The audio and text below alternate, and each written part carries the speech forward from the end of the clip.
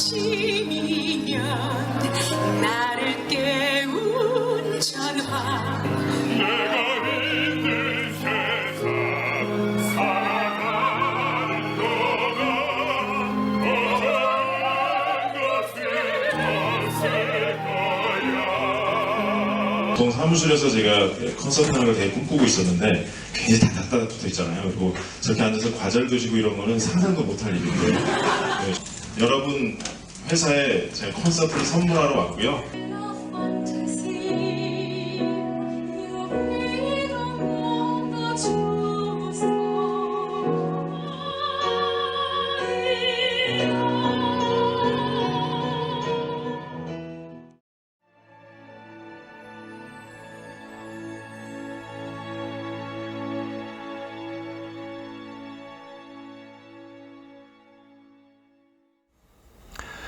안녕하세요. 영상에서 보신 것처럼 회사든 재래시장이든 그 어디든 찾아가서 클래식 하우스 콘서트를 선물하고 있는 드림라이프 클래식의 유정현 대표입니다. 여러분 반갑습니다.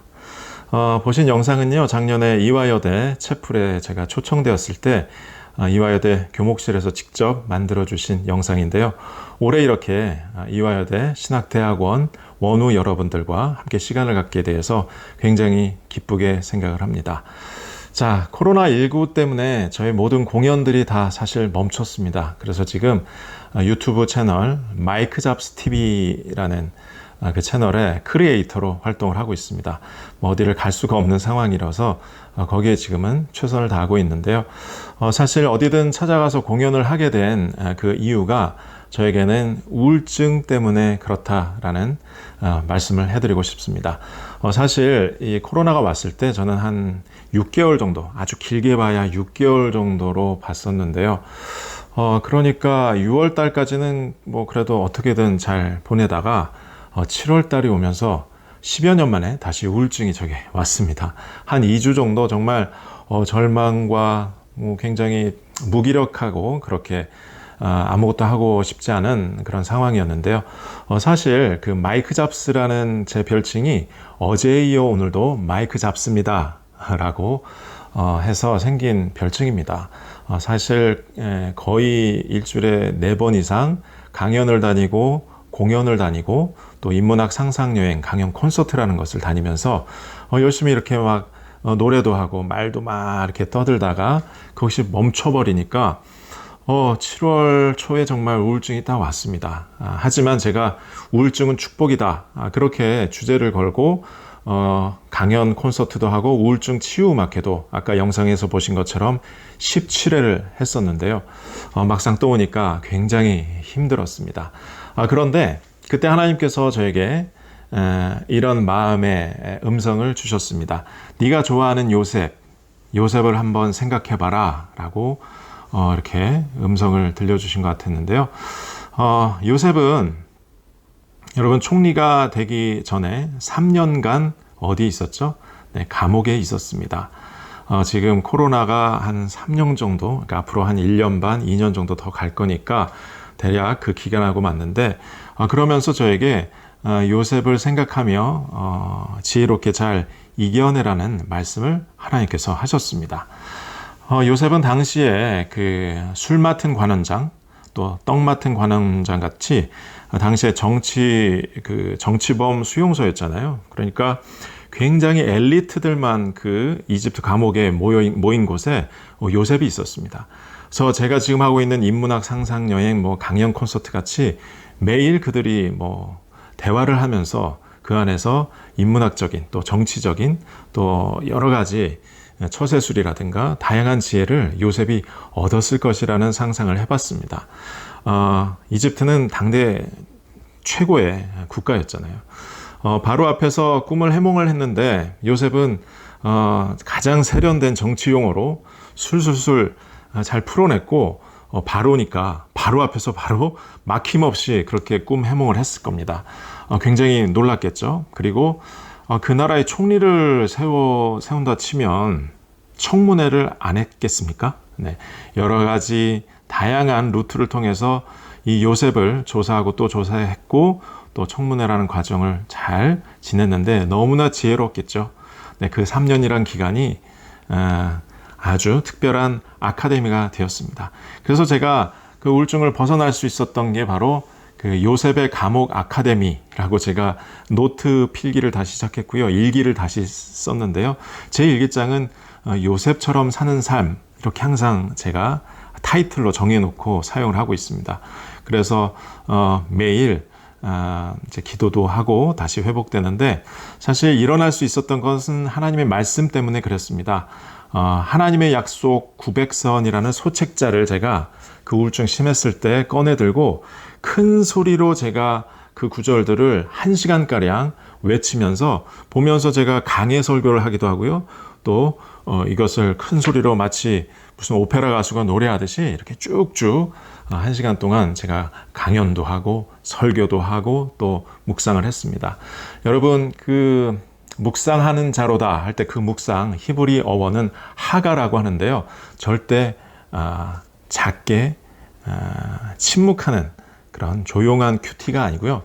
소리를 내서 내 귀에 들음으로써 그것이 제 영혼과 마음 가운데 믿음으로 박히는 그 행위입니다. 그래서 유태인들 도서관 가면 2-3명씩 이렇게 모여서 서로 토론도 하고 소리를 내서 이렇게 하는 것처럼 제가 그런 시간을 가지면서 정말 회복을 맛보기 시작했습니다. 그래서 그래, 나는 요셉의 감옥 아카데미다 라고 생각을 하면서 그때부터 제가 말씀을 암송하기 시작했고요. 그 다음에 세바씨 아시죠? 세바씨나 또 테드 영상, 그리고 김미경 TV 같은 그런 영상을 하루에 5편씩 보기 시작했고, 제가 좋아하는 메모를, 제가 좋아하고 즐기는 것을 시작했습니다. 그렇게 막 쌓이기 시작했고, 지금 다음 주 정도면 한 100편 정도 보게 되는데, 그와 동시에 제가 또 규칙적으로 삶을 하면서 요셉의 감옥 아카데미로 제가 온전히 회복되게 되었습니다. 자, 그렇게 해서 요셉이 정말 뛰어난 정치를 할 수 있었던 것처럼 제 삶의 정치를 제가 새롭게 하면서 새 힘을 얻고 이렇게 여러분들을 만나게 됐는데요. 자, 저에게는 우울증이 크게 한 3번 정도 있었는데, 가장 처음 크게 왔던 거는 저희 어머님이 2000년도에 1월 달에 먼저 하늘나라를 가셨습니다. 이순례 권사님이신데요. 그래서 이 순자 레자 하셔서 제가 순례자가 됩니다. 제가 아들이니까요. 제가 하는 모든 노래는 이제 순례자의 노래가 되는데, 저는 어머님으로부터 참 많은 것들을, 신앙을 배웠는데, 어머님이 11개월간 식물인간이 되셨습니다. 뇌종양 수술을 무려 27시간 받으시고 그렇게 되셨는데요.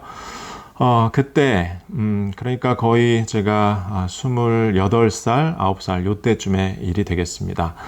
그때 한 6개월 정도 저 성모병원에서 어머님이 이제 식물인간이시니까 여기 호흡기를 끼고 아무런 반응 없이 누워 계실 때, 그때 한 제가 6개월 정도가 지나니까 모든 것이 지치면서 우울증이 되었습니다. 그래서 제가 학교를 또 휴학할 수밖에 없는, 중환자실은 하루에 20분간 2번 정도 그렇게 가는 거잖아요.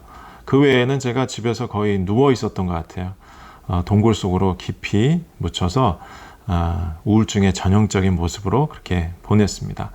학교를 다시 복학할 엄두가 안 나서 학교에 가서 이제 저희 교수님께 도저히 어머님이 이런 상태에서, 식물인간이신 이 상태에서 제가 도저히 학교를 다닐 수 없을 것 같습니다. 그래서 그때 우리 선생님이, 그럼 조건이 하나 있다. 네가 모든 것을 이렇게 놔버리면 정말 잘못될 것 같으니까, 저희가 아는 한 남학생, 중학생인데 외국에서 살다 온 친구니까 이 친구한테 다른 거 말고 한글만 좀 가르쳐 줘라, 이런 제안을 받습니다. 그걸 네가 해준다면 내가 휴학하는 것을 허락하겠다. 그 당시 제가 딱 2학기 남겼던 상황이었거든요. 네, 그래서 알겠습니다. 제 최악의 상태지만 여하튼 그 친구를 만나게 됐습니다. 그 소년을 만났는데요. 거의 매일 만났어요. 왜냐하면 제가 우울증인데 그 친구는 조금 더, 저보다 아주 조금 더 우울증이 심했습니다.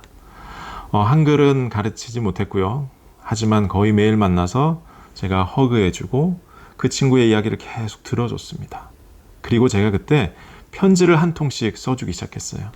만나고서 일주일에 한 통씩 편지를 써줬습니다. 한 통, 두 통, 세 통, 한 5통쯤 제가 편지를 썼는데 제가 뭔가 회복되는 그런 느낌을 받았습니다. 그런데도 놀랍게 그 친구도 동일하게 회복되는 것을 볼 수 있었습니다. 제가 11통의 편지를 썼을 때 이 친구가 온전히 회복되었습니다. 저는 물론 회복이 되었고요.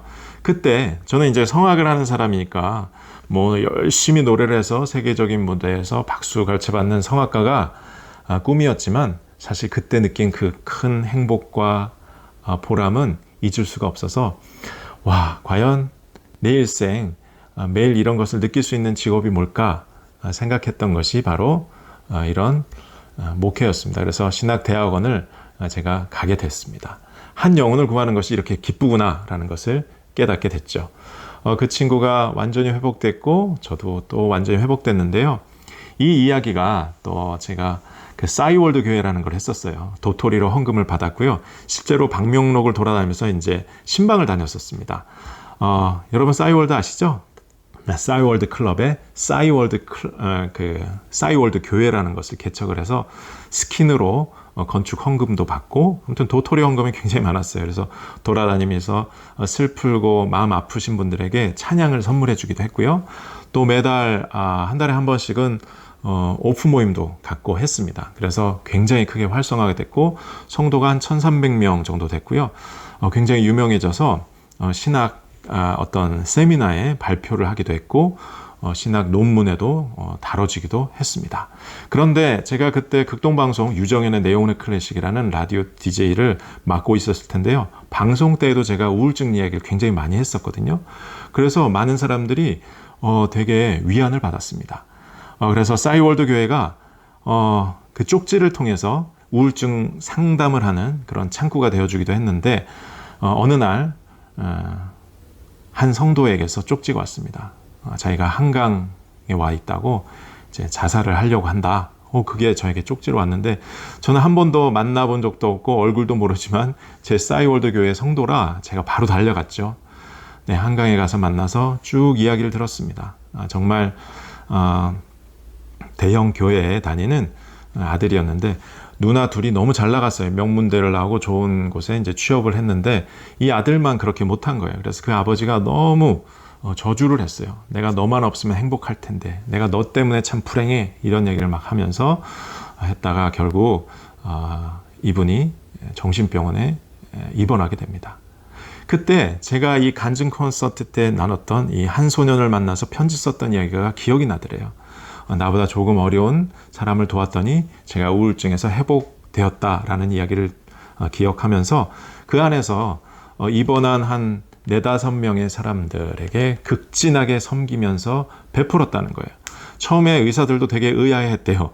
정말 뭐가 좀 제정신이 아닌 것 같다. 그런데 이게 꾸준히 되다 보니까 이 사람이 굉장히 정상적이고 좋은 사람이구나. 그리고 건강하게 퇴원을 시켜줬습니다. 자, 싸이월드가 사라졌어요. 교회도 사라지고 싸이월드 자체가 지금 사용 안 하잖아요. 그리고 그 후 2년 후에 전화가 왔습니다. 저는 뭐가 또 잘못된 줄 알았어요. 그런데 그 형제가 자기가 밥을 사겠다고 어떤 큰 호텔, 강남에 있는 호텔 지하 2층에 자기가 부셰프가 됐다는 거예요. 그 입원한 이후로 정말 그렇게 잘 섬기면서 나와서 조리사 자격증이 있었던 거예요. 그런데 그 아버지는 그 조리사 자격증이 되게 형편없는 것으로 여겼던 거죠. 아무튼 잘 훌륭히 이겨내면서 자기가 이렇게 부셰프가 됐다면서 저에게 밥을 사줬습니다. 자, 싸이월드 교회는 사라졌어요. 역사 속에 사라지고 싸이월드 자체가 사라졌지만 하나님께 여쭤봤죠. 왜 그러셨냐고. 그랬더니 그 한 형제를 살리기 위해 1300명을 내가 모았다라는 이야기를 하셨습니다. 여러분, 한 영혼이 정말 귀중합니다. 특별히 이 코로나 블루, 우리나라 2012년 통계 하루 자살자 수가 42.5명입니다. 정말 많은 영혼들이 혼자서 홀로 괴로워하고 우울해하고 있습니다.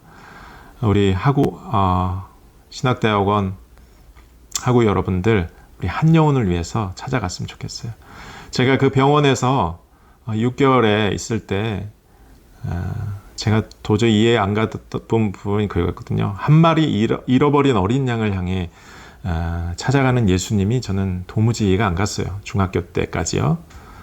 그런데 그때 알게 됐습니다. 제가 우울증 깊이 빠졌을 때 정연아, 그 한 마리가 바로 너야 라는 음성을 듣게 됩니다. 그때부터 그렇구나. 예수님 바로 나 때문에 죽으셨구나. 예수님이 내 여동생 때문에 죽은 것이 아니라 바로 나 때문에 죽으셨구나 라는 것을 제가 깨달으면서 그 우울증의 늪에서 벗어났을 뿐만 아니라 저는 지금도 한 영혼을 위해 찾아가는 그런 콘서트를 하고 있습니다. 앞으로도 저의 사명이 그것이라고 생각을 합니다.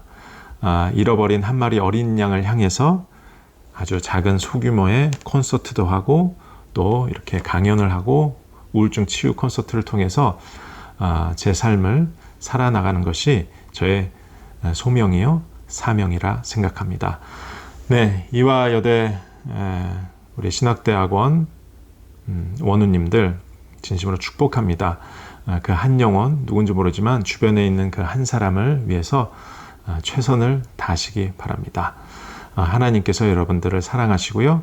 여러분 한 영혼 한 영혼을 위해서 십자가에 못 박히셨다는 거 기억하셨으면 좋겠습니다.